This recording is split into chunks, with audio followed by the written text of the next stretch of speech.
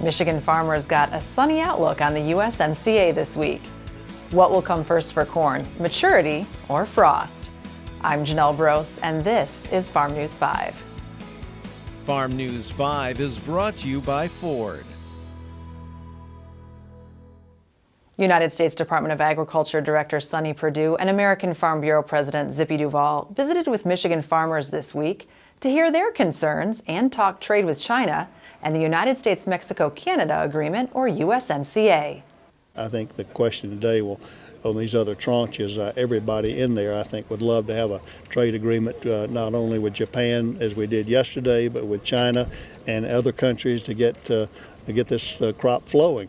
The president says, well, don't they appreciate the $16 billion? I said, yes, Mr. President, they appreciate it, but these are growers. They want to take stuff. They want to grow stuff. They want to sell stuff, and that's the heart of a farmer. And while you're grateful to have an ability to pay your bills or to do it again, farmers in their very nature are growers, and they want to produce. I do not even like to contemplate the fact the USMCA would not get passed. It's just, it's an evil thought. And I think, again, I believe it will get passed. I think Congress on both sides of the aisle will come to realize that this is a great trade agreement with our closest neighbors, and the world is watching. If we cannot get an agreement with the people on the north and the south of us, how can we have an agreement with the world about trade? If you want a car from a company that's been building them for 115 years, get a Ford. If you want a car with driver assist technology, get a Ford. You're gonna want a Ford. Earlier in the week, state and national agriculture groups met at the Michigan Farm Bureau Center in Lansing to urge Congress to ratify the USMCA by the end of the year. 30% of everything that's produced in this country on our farms, our ranches, is exported. 20% of all farm income is directly related to those exports. So anything that helps exports, anything that expands exports is obviously good for American agriculture and good for farmers' bottom line. This particular agreement, we know, will expand opportunities in a number of commodities and protect those other opportunities in our number one market or number two market, Mexico and Canada. The dairy industry, the poultry industry, the wheat industry, all would benefit from this agreement. And clearly, I think it's fair to say the consensus is this is indeed an improvement over NAFTA. But then the question is, well, is it enforceable? Are all these great provisions that are contained in this new trade agreement, are they enforceable? Will they actually happen? Well, that's an important question, and I think that's the question that's being asked by members of Congress. They want to make sure that whatever Canada agrees to, whatever Mexico agrees to, that they're actually going to do what they agreed to do, and they're going to do it in the right way. If Congress chooses not to ratify the agreement, Vilsack says America's trading partners would be left wondering if their agreement can get ratified.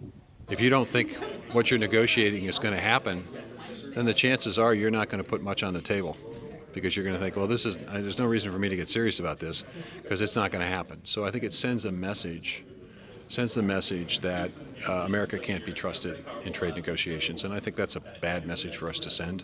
Now, I think the hope is that this gets done before the end of the year, because we don't want it bleeding over into an election year, because anything can happen in an election year. Folks can start demagoguing trade one way or the other. This will make it much easier to get it done now than later. Do you understand how the new GAMPs apply to you? Compliance with the GAMP is critical to benefiting from the protections of the Michigan Right to Farm Act. Learn more at fosterswift.com. There is a question being asked across the Michigan countryside. Will late-planted corn reach maturity before the first frost? And if it doesn't, is chopping corn for silage rather than harvesting for grain an option? To answer that question, growers need to determine the growth potential in their corn, which is largely determined by heat units known as growing degree days. Well, we've really been blessed with these really exceptionally warm temperatures. You get, if you think about a growing degree day, it's an average temperature minus the base temperature for corn, which is 50 degrees.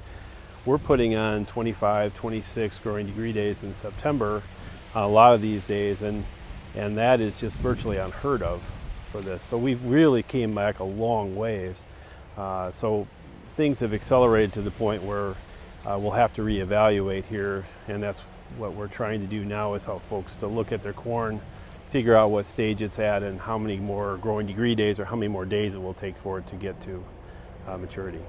Researchers and extension educators at Michigan State University and other land-grant institutions have put together several resources to help growers determine growth potential in their corn. The first one I want to talk about is the automated weather network station that Michigan State University has. It's called Enviroweather.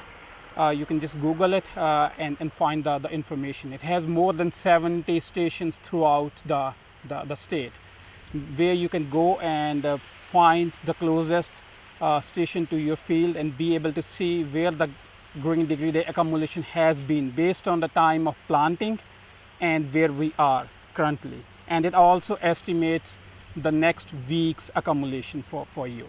So that's one tool that is really useful. The second tool is what is called U2U, useful to usable tool. It was developed by various universities across the Midwest. It again uses the heat accumulation to predict corn development and gives you an estimate of when the black layer is going to happen for your field based on the planting time and your specific location that you can enter by zooming into the map or entering GPS coordinates.